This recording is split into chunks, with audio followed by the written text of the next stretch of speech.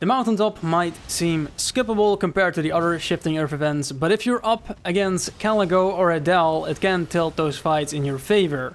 This full route completes the event, stacks frost resistance, boosts anti-dragon damage, and gets you high tier gear that makes those Nightlords and this event easier. Before we dive into the full Uncut walkthrough, I break down why the Mountaintop is worth your time. Now that you can choose which Shifting Earth event to activate, choosing the right one is all about strategy. And the Mountaintop directly counters 2 of the Nightlords. I'll show you how the buffs, gear and the route all come together to prep you for those fights, and then we run the entire event start to finish. Let me explain why you'll want to do the Mountaintop event in the first place. With the Shifting Earth events now freely activatable, using the Sovereign Sigils from the Everglow-enhanced bosses, the strategic value of when and where to trigger it depends heavily on which Nightlord you have to face. 2 of them, Caligo and Adel, can be made significantly easier by doing the Mountaintop. First, let's talk about Caligo, the Ice Dragon. The Mountaintop buff halves both Frostbite damage and build-up, which is crucial since Caligo inflicts Frostbite throughout the fight. On top of that, you gain an attack boost whenever Frostbite is procced nearby, which includes when you are hit with it. While you will want to avoid getting frostbitten yourself, the reality is you probably will, so this buff helps you turn that into an advantage. There is also a lesser boss on the Mountaintop, a flying dragon that is fighting a giant snow troll, located in the center of the ravine. Defeating it will give you a buff choice to gain an anti-dragon effect that helps not only against the Mountaintop boss, but also against Caligo. And several other minor bosses around the Mountaintop can give you a similar frost resistance buff as the one at the summit, and they do stack. If your gear drops haven't been great on those drops and get the buff, stacking this is a lifesaver when facing Caligo. Now, let's talk about Adel, the Gaping Jaw. And no, despite appearances, he's not a T-Rex, he's technically a dragon. Just in the same evolutionary mess as the Gaping Dragon, the game points out he's weak to poison, but he is also vulnerable to Frostbite. The Mountaintop gives you a higher chance of attaining a Frostbite-based weapon, plus that same attack buff when Frostbite procs is near you makes it a lot easier to chunk down Adel's health. If you combine a Frostbite weapon with fire damage, you can remove the Frostbite status and reapply it repeatedly. Each procs increases his resistance slightly though, but the burst damage is still worth it. And yes, that anti-dragon effect buff also works against Adel, boosting your damage, and you are even able to free a grabbed player just by hitting Adel's mouth when they are caught. Bet you didn't know that. But those are the reasons you should clear the Mountaintop for. Now let's jump into the full Uncut route through the Mountaintop event so you can make the most of your run, whether you're preparing for the Nightlords or just looking to get more rewards. Let's get right into it. I do show you the map of the Mountaintop with the spawns of the lesser bosses, so you can know where they are. You also want to do the Mountaintop on day 2, especially before the first zone of day 2 closes in. Okay, we're now at the start of the run, and I just finished the castle, but I got teleported outside of the castle first by the Squid Nightlord, so I had to complete that one. So I lose a little bit of time. But the first zone of day 2 is closing in now, and this should really be the moment you want to go to the Mountaintop. So we are right at the entrance. If you kill this troll, he can give you a weapon drop or a buff. So you want to take him down. I am solo in this run here, so things might take a little bit longer, but if you are in a group, things can go faster, because if you gank these guys, they will stagger a lot easier and will go down a lot faster. So we're alright here at the start. So as you can see, there was a rune on the left, and you actually do want to just skip that. If you happen to be near the Mountaintop on day 1, I guess you could go there, But you can also just do lesser bosses on day 1 too and come back later. You can even get the buff. But here at the start of the ravine here, there is the flying dragon fighting the troll.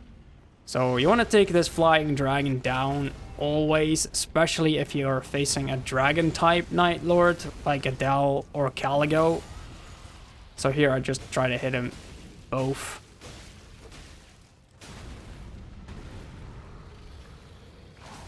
Using this weapon is great for killing them both. But I got smacked in my face.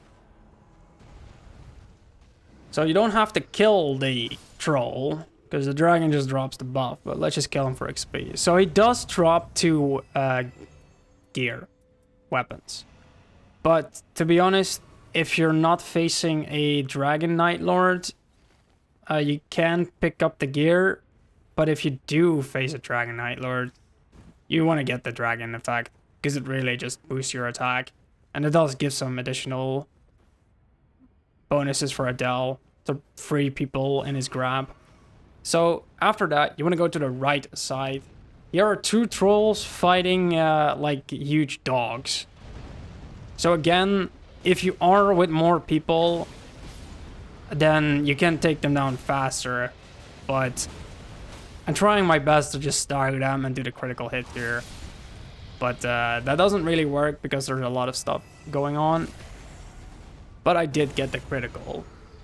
So you might want to skip these guys and kill them after you beat the event boss. But I'm just doing it now to show the ultimate route. But yeah, these guys take a while to take down for me. Especially because I didn't really got a great weapon from my day 1 shenanigans. But this will have to do.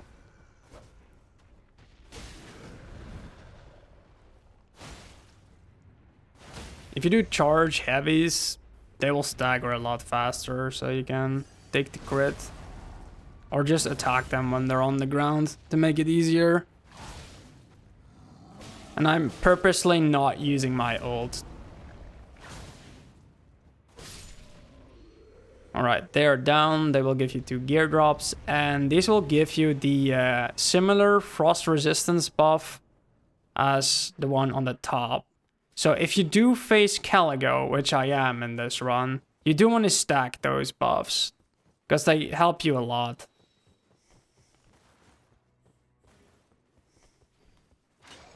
So if you go to the right here, you can find an extra lesser boss. So this boss shouldn't be a problem. You can even kill this guy if you're on day 1. So it shouldn't be a problem. If you have like a good weapon that hits fast to stagger him.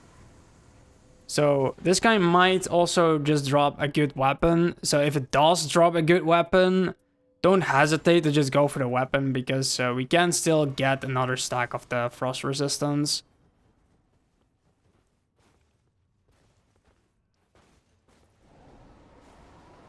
So this is where the dragon spawns, but you just want to skip him. I do check these item drops near the ice crystals, because they can give you epics or legendaries if you're lucky. So I do check them if I move past them. But yeah, you want to go this path past the dragon. You don't want to kill him. You just want to skip him and get the buff first. So in this section, these will count as a lesser boss, and those are the giant crows. And yes, these guys are annoying, but to be honest, they're less annoying than in the original Elden Ring game, because they do tend to just attack a little bit slower and not so aggressive. And if you're alone, they do fight you one-on-one, which is nice, but they're still annoying, but less annoying. And to be honest, if you are with a group, you can take them down much quicker. So yeah. Also, you might want to skip them if you don't have much time left. But I managed to have just enough time to beat everything.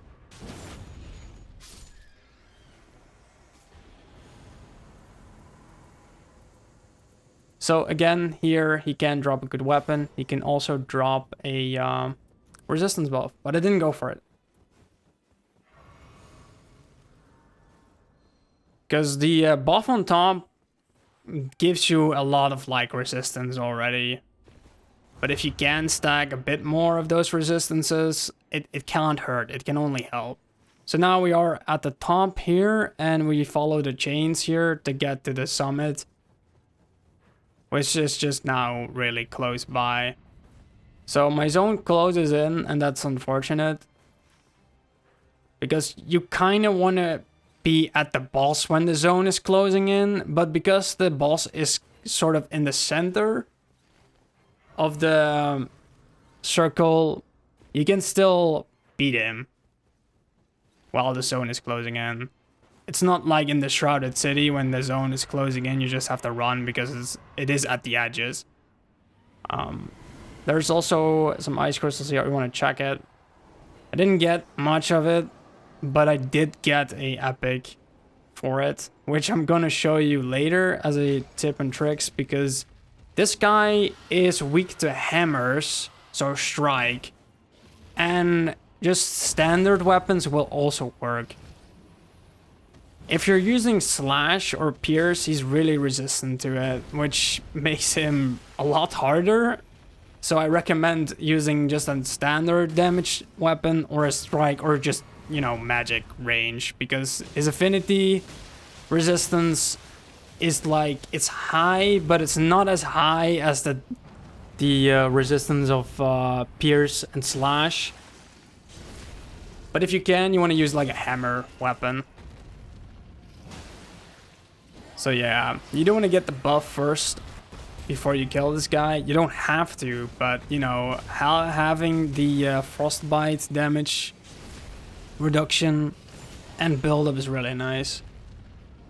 So I ended up killing him quite fast here, luckily. So the zone is already here, and he does drop like really good gear, so you definitely want to take him out. And he gives a lot of XP.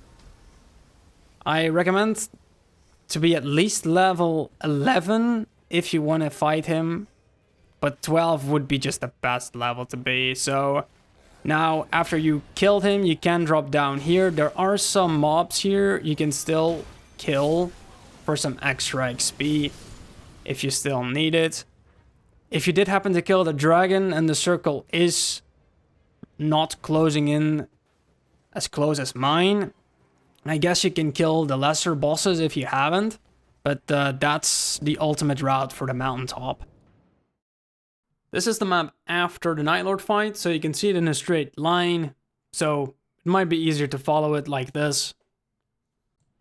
Alright, going back to before the dragon, after the buff. I talked about that you should use a hammer, right? So I grabbed this loot drop and I did get an epic hammer. Comparing the damage to a hammer against a slashing weapon, here is the damage from the hammer. So it really does a lot of damage. Like if you hit the head, it obviously does more, but also hitting the legs does a lot more. And even doing a critical strike with this thing just fucking annihilates it. So yeah. And this is the damage when you're using a slashing weapon, which isn't really great.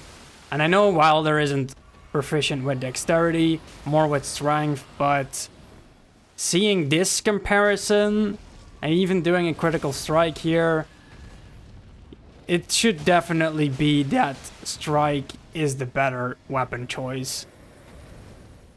An additional tip is when you have beaten the boss from day 2, you can go out of the zone and head to the flying dragon if you haven't killed it yet for getting the dragon effect buff. If you're facing Caligo or Adel, you really want to get this buff. It really helps. So it shouldn't be that much of a problem in the zone, so you can kill it. Do note that he didn't despawn, but some bosses do when in the zone, so I am not sure he does despawn. On the left side are the ruins that give you a Frostbite weapon, And here you have to beat 2 of those wolf riding archers.